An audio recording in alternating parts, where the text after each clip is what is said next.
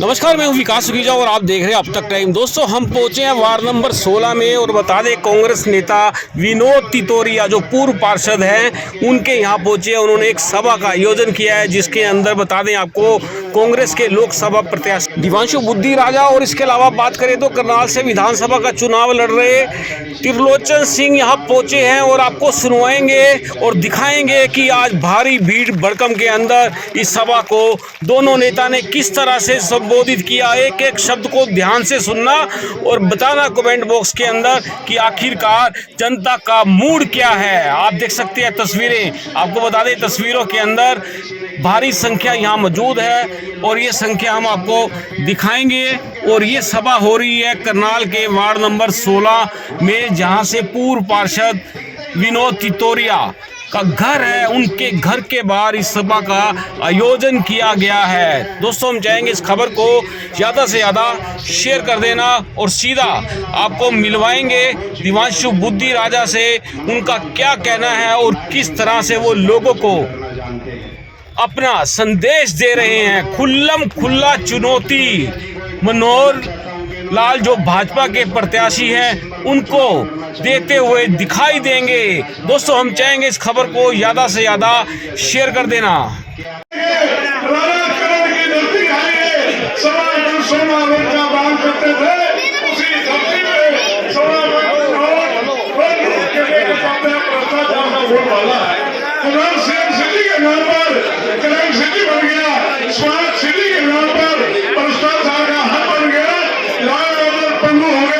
मुख्यमंत्री कोरोना काल में आपको मिलने नहीं आए, 3 महीने तक कोरोना के दौरान मुख्यमंत्री नहीं आए।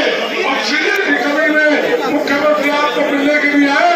हमें विधायक चाहिए था, विधायक के तौर पे वो फेल हो गए, मुख्यमंत्री को दूर उनकी पार्टी ने भेज कर दिया। जरा कुछ न कहते हुए, क्योंकि आगे भी प्रॉब्लम है, पता से बाइक बंद हो जाता है। मैं माफी चाहूंगा। अब आपके बीच में दिवांशु बुद्धि राजा जी अपने विचार रखेंगे। 25 तारीख को विधायक पद के लिए और पार्लियामेंट के लिए राम राम जी, राम राम जी, भाई स्टेज वालों को भी राम राम। भाई सबसे पहले तो आपसे हाथ जोड़ के नहीं, कोड़ियों तक हाथ जोड़ के माफी मांगता हूं कि आपने इतना लंबा समय मेरे लिए इंतजार किया, क्योंकि मुझे पता है कि आप 7 बजे से और पिछले 2.5 घंटे से आप लोग इंतजार कर रहे हैं। आपका ये बेटा, आपका ये छोटा भाई आपसे कोड़ियों तक हाथ जोड़ के आपसे क्षमा मांगता है। लेकिन क्या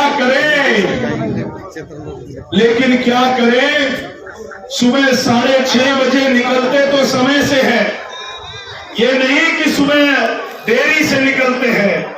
सुबह निकलते तो 6:30 बजे समय से है, लेकिन जब लोगों के बीच में जाते हैं तो ना अपना मन करता लोगों से बाहर निकलने का और ना ही लोग जाने देते हैं। इतना प्यार, आशीर्वाद और समर्थन मिल रहा है। और कई नौजवान साथी फोन निकालकर सेल्फी खींचने लग जाते हैं।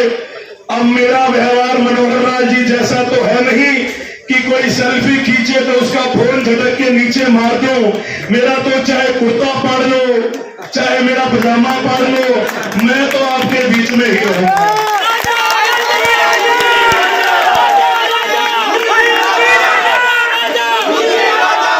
आज भी कुर्ता अलग कपड़े का है और दिन में पजामा फट गया तो पजामा मजबूरी में किसी का पहनना पड़ गया।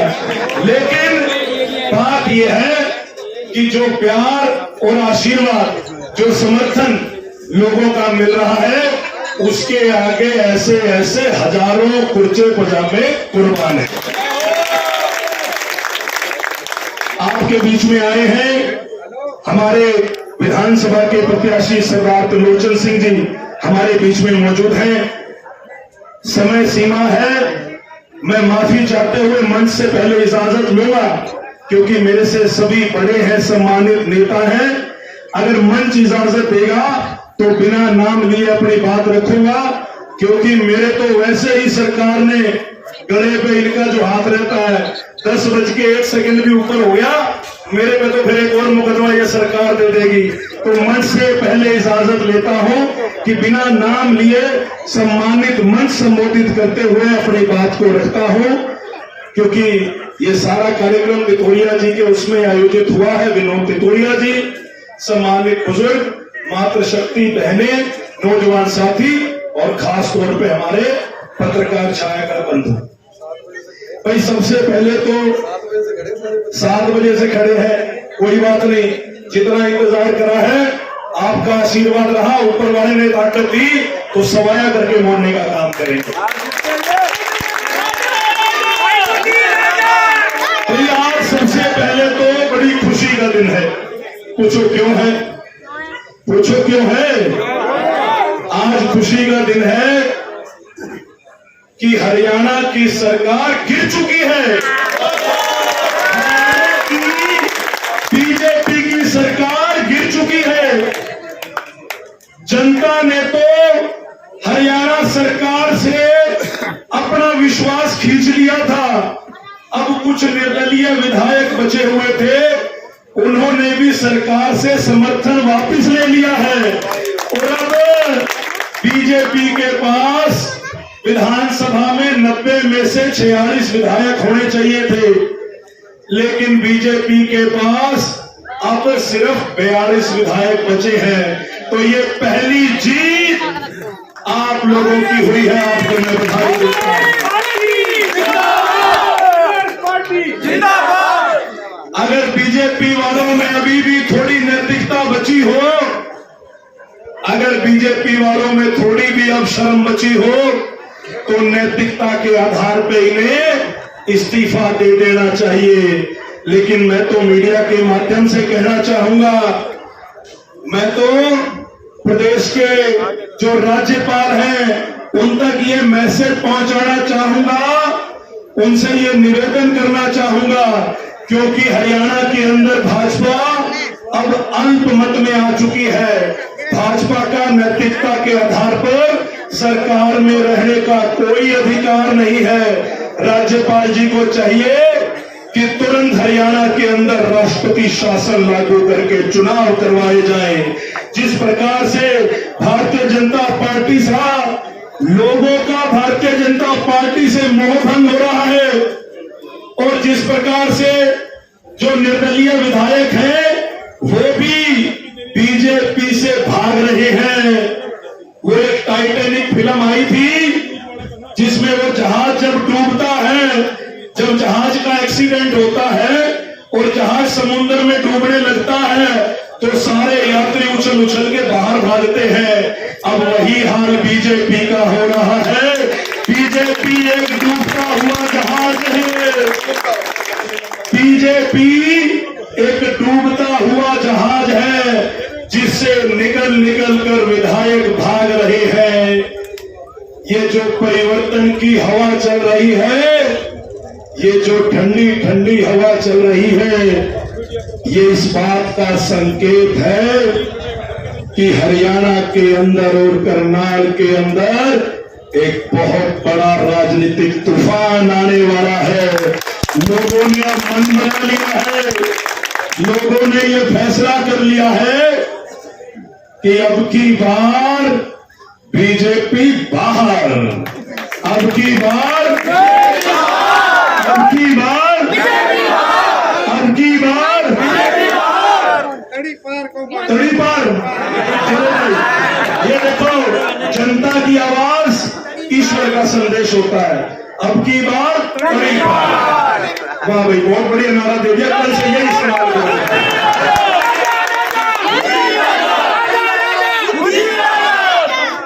भाई मैं आज गांव में गया, मैं आज नीलो खेड़ी के कई गांव में गया। कल मैं इंद्री हल्के के गांव में गया हुआ था, परसों गरोंडा गया हुआ था, उससे पहले असंध गया हुआ था। भाई गांव वालों ने तसल्ली कर रखी है, गांव वाले भी घुसने देते गांव वाले तो ऐसा माहौल कर रखा है, ये वोट मांगने नहीं, पानी का गिलास नहीं पी सकते गांव के अंदर, ऐसे हालात निर्भर कर रखे हैं। मनोहर लाल जी अभी गए 4 दिन पहले 5 दिन पहले असंध हल्के में गए, गांव में गए और जेड सिक्योरिटी लेकर गए 15 गाड़ियां, इतना हमला जमला, पुलिस लाइटें सायरन मारते हुए गए और वहां सामने खड़े पाए, हमारे बुजुर्ग खड़े मिले और वहां जाके रोक लिया मनोहर लाल जी को, चौराहे पे रोक लिया। भाई 2 बार के मुख्यमंत्री, जेड सिक्योरिटी, प्रदेश में इनकी सरकार, केंद्र में इनकी सरकार, बावजूद उसके लोगों में इतना गुस्सा क्यों है? भाई कोई कांग्रेसी तो नहीं रोक रहा, भाई कोई कांग्रेसी तो नहीं रोक रहा, लोग रोक रहे हैं। अगर लोगों के लिए कोई काम किया होता तो लोग इनका क्यों विरोध करते? भाई मैं किस्सा सुनाता हूं, मैंने वो वीडियो भी देखी है। असंध हल्के के जब गांव में गए तो वहां चौराहे से जब जाने लगे तो गांव वालों ने छाती अड़ा दी आगे, कहते खट्टर साहब चाहे कुछ हो जाए गांव में नहीं घुसने देंगे। भाई बहुत मिन्नतें करी, बहुत रिक्वेस्ट करी, डराने धमकाने की भी कोशिश करी, लेकिन गांव वालों ने तसल्ली बिठा दी, कहते अंदर नहीं जाने देते कुछ हो जाए। गांव वालों ने पक्के बैरिकेड लगा दिए और उसी चौराहे से मनोहर लाल जी को गाड़ी घुमा के वापिस जाना पड़ा। भाई कितनी शर्म की बात है कि 2 बार के मुख्यमंत्री को अगर अपने जिले के अंदर किसी गांव में जाने से लोग रोक रहे हैं तो आप देखिए कि उनका कितना विरोध है। और एक बात बताते हुए बड़ी खुशी हो रही है कि जिस गांव के अंदर मनोहर लाल जी का जिस चौराहे से विरोध हुआ, जिस चौराहे से मनोहर लाल जी का काफिला गाड़ियां घुमा के वापिस गया, आपके इस बेटे को उसी चौराहे पर लड्डुओं से तोड़कर आशीर्वाद दिया गया। भाई माहौल को गजब का हो रखा है। और मैं खट्टर साहब एक बात कह रहे थे, खट्टर साहब जब तक कांग्रेस के प्रत्याशी मैदान में नहीं आए थे, जब खट्टर साहब जब तक प्रत्याशी ऐलान नहीं हुए थे तब तक एक बात कह रहे थे कि कांग्रेस के तो प्रत्याशी मैदान में नहीं आए, मजा नहीं आ रहा। जरा आप खट्टर साहब से पूछना मीडिया के साथियों कि खट्टर साहब स्वाद आ रहा होगा, मजा आ रहा होगा चुनाव लड़ने में जो 8 दिन के अंदर आपके हालात हुए हैं। तो एक बार खट्टर साहब से पूछना कि खट्टर साहब अब मजा आ रहा है कि नहीं आ रहा। और ये हालात आज बीजेपी के पूरे हरियाणा के अंदर हो रखे और खास तौर पे करनाल के अंदर, क्योंकि इसी विधानसभा से आपने 2 बार मुख्यमंत्री बनाया। आपने प्यार और आशीर्वाद देने में कोई कसर नहीं छोड़ी। आपने भरपूर प्यार, आशीर्वाद, समर्थन मनोहर लाल जी को दिया, बीजेपी को दिया और ये सोच के दिया कि हमारी विधानसभा से अगर मुख्यमंत्री बनेगा तो हमारी विधानसभा में काम होंगे, हमारे विधानसभा का विकास होगा। क्योंकि आदमी सबसे पहले जब काम करता है तो सबसे पहले अपने घर में काम करता है। मुख्यमंत्री तो वो पूरे हरियाणा के थे, लेकिन आदमी की एक सोच होती है कि मैं अगर इस विधानसभा से विधायक बन के मुख्यमंत्री बना हूं तो आदमी की यह सोच होती है कि मैं इस विधानसभा के लिए कुछ अलग काम करूं, इस विधानसभा के अंदर कुछ अलग विकास कार्य करूं। लेकिन मुझे नहीं लगता, क्योंकि मैं भी आपके बीच में रहता हूं, लगातार आपसे बात होती रहती है। करनाल विधानसभा के जो हमारे लोग हैं वो तो ये बात कहते हैं कि हम तो लेने चले थे मुख्यमंत्री का सवाल, भाई हम तो लेने चले थे मुख्यमंत्री का सवाल और हमें तो एमएलए जैसे काम भी करनाल के अंदर नहीं। एक एमएलए कम से कम लोगों के दुख दर्द में तो शामिल होता है, किसी की मरगत पे जाता है, किसी के शादी ब्याह में जाता है, किसी के घर में कोई परेशानी है वहां जाता है, लोगों का हालचाल पूछता है।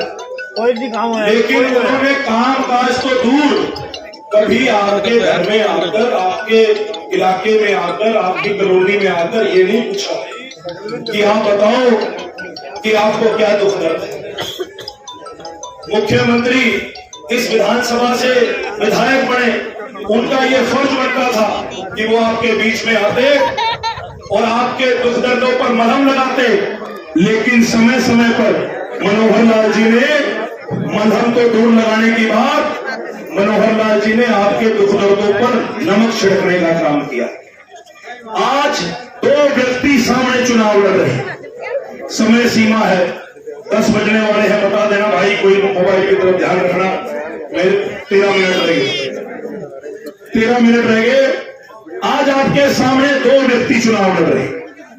एक व्यक्ति जिसे 9.5 साल आपने सर आंखों पर बिठा के रखा, प्रदेश की सबसे बड़ी गद्दी पर जिसको विराजमान किया, लेकिन 9.5 साल आपने उनको जांच लिया, परख लिया। 9.5 साल में उन्होंने आपके लिए कोई काम नहीं किया, काम ही नहीं किया, बल्कि समय समय पर ऐसी बयानबाजी देकर मन खट्टा करने का काम किया। कभी महिलाओं के बारे में ऐसी बात कह देते हैं, कभी बेरोजगारों के बारे में कह देते हैं, कभी कह देते हैं, कोई महिला खड़ी होकर पूछ ले कि खट्टर साहब मेरे घर में एक बच्चा पढ़ा लिखा है, बेरोजगार है, कहता कोई बात नहीं, अगली बार चंद्रयान जाएगा ना, आपको चांद पे भेज देंगे। बताइए कोई बात हुई? ये कोई बात है? भाई आप प्रदेश के मुख्यमंत्री हो, आपके मुंह से एक एक शब्द बड़ा नपातुला निकलना चाहिए। लोग एक एक शब्द को देखते हैं, परखते हैं कि इस व्यक्ति के मुंह से क्या निकल रहा है। कभी कोई नौजवान सेल्फी खींचने जाए तो सेल्फी खींचने लगता है, उसके हाथ पे झपट्टा मारते हैं।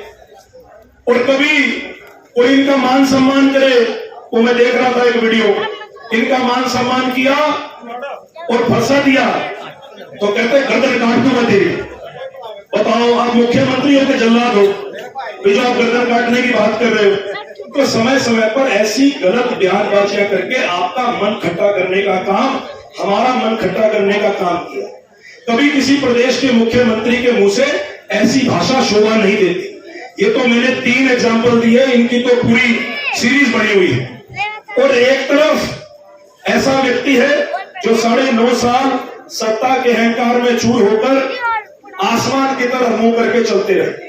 और एक तरफ आपके सामने ही आपका बेटा है, 31 साल की उम्र भी अभी जून में जाके पूरी होगी। पिछले 12 साल से संघर्ष कर रहा हूं, एक आम साधारण परिवार में पैदा हुआ हूं। मेरी माता जी इस दुनिया में नहीं है, सरकारी नौकरी उन्होंने करी, अध्यापिका थी। मेरे पिताजी रिटायर्ड क्लर्क हैं। घर में आज तक किसी ने पार्षदी का चुनाव नहीं लड़ा, किसी ने आज तक सरपंची का चुनाव नहीं लड़ा। लेकिन पिछले 12 साल से मेहनत कर रहा हूं, संघर्ष कर रहा हूं। 3 बार चुनाव लड़े। पहला चुनाव लड़ा पंजाब यूनिवर्सिटी चंडीगढ़ के अंदर प्रधानगी का। आपके बेटे ने आपका मान सम्मान का लट काटने का काम चंडीगढ़ के अंदर किया। पूरे हरियाणा से 2 नौजवान आज तक वहां पर बने। पहला चुनाव वहां जीता, वहां के नौजवानों की आवाज को वहां के प्रशासन के सामने बड़ी मजबूती से उठाया। दूसरा चुनाव कांग्रेस की छात्र इकाई NSUI, उसका पूरे हरियाणा का आपके आशीर्वाद से प्रधान बना। और तीसरा चुनाव आप जो जीत के पूरे हरियाणा के नौजवानों का प्रधान बना, 2 लाख वोटों से जीता, पूरे हिंदुस्तान में रिकॉर्ड बनाया। 3 बार जीवन में चुनाव लड़ा हूं, 31 साल की उम्र है और एक भी चुनाव जीवन में हारा नहीं है। तीनों बार ईश्वर का और मेरी मां का मेरे सिर पर आशीर्वाद रहा कि तीनों बार ईश्वर ने बाजू पकड़ के बेड़ा पार लगाने का काम किया। और ईश्वर की रहमत भी उसी के सिर पर होती है जिसकी नीयत नेक होती है। हमारी माताएं बैठी हैं, भाई आदमी का तुक्का 1 बार लग सकता है झूठ बोल के, 2 बार लग सकता है, 2 बार तो खट्टर साहब का लग ही चुका है। लेकिन 3-3 बार अगर कोई व्यक्ति लोगों का विश्वास जीत रहा है, लोगों के साथ खड़ा है, अच्छी नीयत से ईमानदारी से काम कर रहा है, तो ये बात होता है कि ईश्वर का सीधा आशीर्वाद उस व्यक्ति के सिर के ऊपर है। तो मैंने 3 चुनाव जीवन में लड़े, ईमानदारी से अच्छी नीयत के साथ काम किया है। जब जब जो जिम्मेवारी मेरे सिर पर पड़ी है उसको बखूबी निभाने की पूरी कोशिश करी है। अब फैसला आपने करना है। चौथी बार भी एक तरफ भोलेनाथ की कृपा है, चौथी बार भी जीतेगा। ये तो मैं फिर कहूंगा, जनता की बात, ईश्वर का आशीर्वाद होता है। आपका आशीर्वाद मिला तो आप फिक्र ना करो, चौथे चुनाव में जीत की बाउंड्री लगाने का काम करेंगे। बात यह है कि 2 व्यक्ति आपको चुनने हैं, दोनों में से एक व्यक्ति को आपको चुनना है। एक व्यक्ति जो सत्ता के अहंकार में चूर होकर आसमान की तरफ मुंह करके चल रहा है, और एक तरफ आपका ये स्वाभिमानी बेटा, आपका ये स्वाभिमानी छोटा भाई जो पिछले 12 साल से संघर्ष कर रहा, लड़ाई कर रहा है। और एक बात और कहता हूं, उम्र 31 साल है, जितने श्वास मेरे शरीर के अंदर है, आपको आज यहां से विश्वास दिलवाता हूं। श्वास का तो मुझे नहीं पता, लेकिन अगली सारी उम्र आपके चरणों में बैठकर आपकी सेवा करने का काम करूंगा।